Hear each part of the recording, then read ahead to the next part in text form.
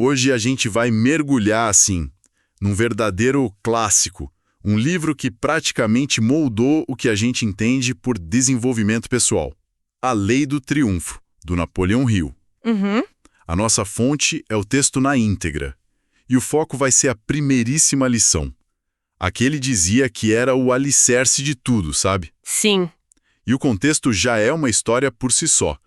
O Hill passou, 20 anos entrevistando e estudando as mentes mais poderosas da época dele. Pensa em Andrew Carnegie, Henry Ford, Thomas Edison. Exato.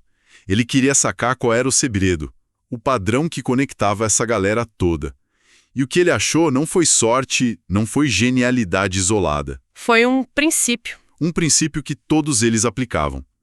Então a nossa missão aqui é desvendar essa ideia central, o conceito que ele batizou de Mastermind, a mente mestra. E, olha, é super importante começar dizendo que o Hill, ele ficaria ofendido se chamassem o trabalho dele de autoajuda. Ah, com certeza. Ele se via como um filósofo, sabe?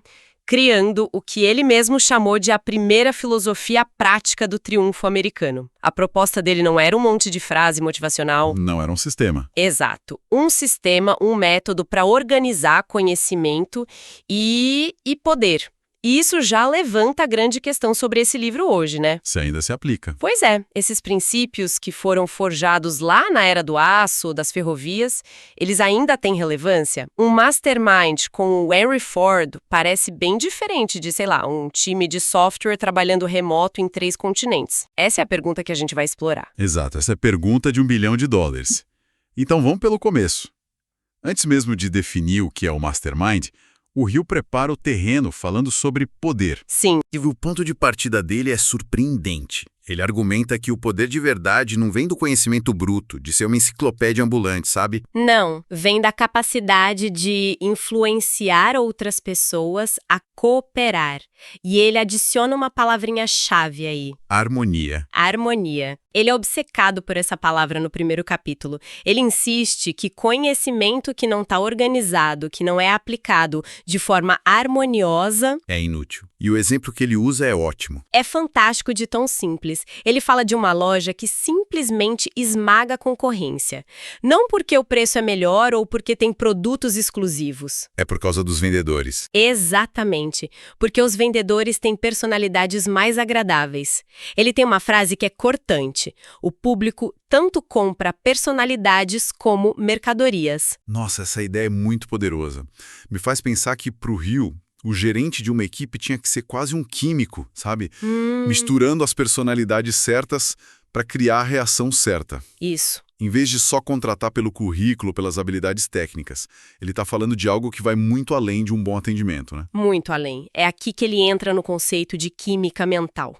E para ele, isso não é metáfora. É quase literal. Sério? Ele acreditava que as interações humanas criam uma energia real, palpável.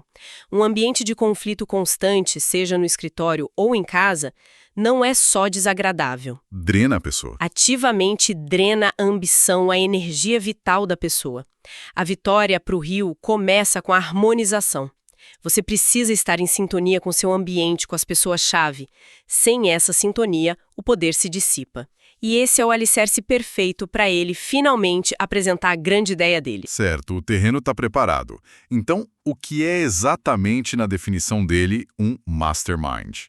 A definição formal é a coordenação de conhecimento e esforço entre 2 ou mais pessoas num espírito de harmonia para a obtenção de um propósito definido. Uma definição bem... Formal. Pois é.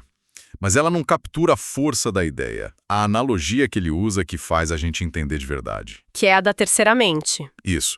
Ele diz que quando 2 mentes se unem, em perfeita harmonia, não é uma soma, é uma multiplicação. Cria-se uma terceira mente, invisível, intangível, que é mais poderosa do que as 2 mentes individuais. É quase uma reação química mesmo. Tipo, hidrogênio e oxigênio são gases. Mas se você junta do jeito certo, eles viram água. Uma coisa completamente nova. Perfeito. Ele está sugerindo que a união de 2 mentes cria uma nova entidade que pensa. Isso soa quase místico. Soa. E ele não foge disso. Para ele, essa terceira mente é a ponte para acessar conhecimentos até inteligências infinitas que uma pessoa sozinha jamais conseguiria. Não é só um networking. Não é um simples networking, não é uma aliança de negócios. Hill descreve uma fusão mental. E para provar que não era só teoria, ele aponta para os maiores titãs da época. O exemplo clássico é Henry Ford, Thomas Edison e Harvey Firestone. As famosas viagens de acampamento deles. Eu sempre achei que era só, tipo, férias de bilionários para relaxar. Para Hill, aquilo era o laboratório do mastermind em ação. Ele afirma com todas as letras que aquelas viagens não eram férias, eram sessões estratégicas de altíssimo nível. Uau! A harmonia, o respeito entre aqueles três homens criou uma mente coletiva que, segundo ele, foi a verdadeira fonte do poder e da criatividade de cada um. Eles não estavam só trocando ideias, eles estavam fundindo as mentes para resolver problemas que sozinhos não conseguiriam. E ele não para aí, né? Ele cita outros exemplos para mostrar que não era um caso isolado. De jeito nenhum. Ele fala do Big Six de Chicago, um grupo de 6 empresários, incluindo o William Wrigley Jr., o rei da goma de mascar. Sei. Todos começaram do zero e viraram multimilionários.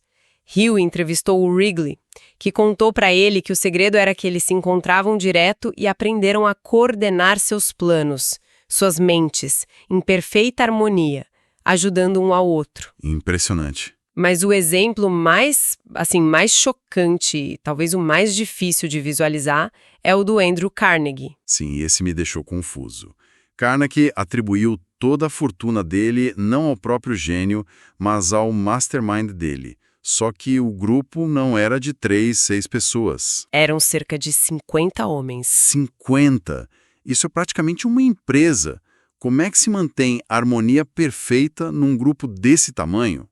Isso meio que desafia a ideia de uma aliança íntima, como a do Ford e o Edison. Essa é uma observação excelente e mostra que o conceito do Hill é mais flexível do que parece. Certo. O Carnegie não estava acampando com 50 executivos. O mastermind dele era uma estrutura organizacional, baseada em competência e harmonia. Ele tinha o círculo interno, os tenentes mais próximos, com quem a química mental era mais forte. Entendi. Mas toda a organização, esses 50 homens-chave, operava sobre o mesmo princípio de propósito definido e cooperação. O Carnegie chegou a dizer para o Hill que aquele grupo poderia ter o mesmo sucesso em qualquer outra indústria. Porque o poder não estava no aço. Exato. Estava na aliança mental que eles construíram. Isso é fascinante. A ideia de que o poder é portátil, sabe? Que não está preso a um produto, mas a uma estrutura de mentes. Mas aí vem a questão. Como isso funciona? Qual é o mecanismo?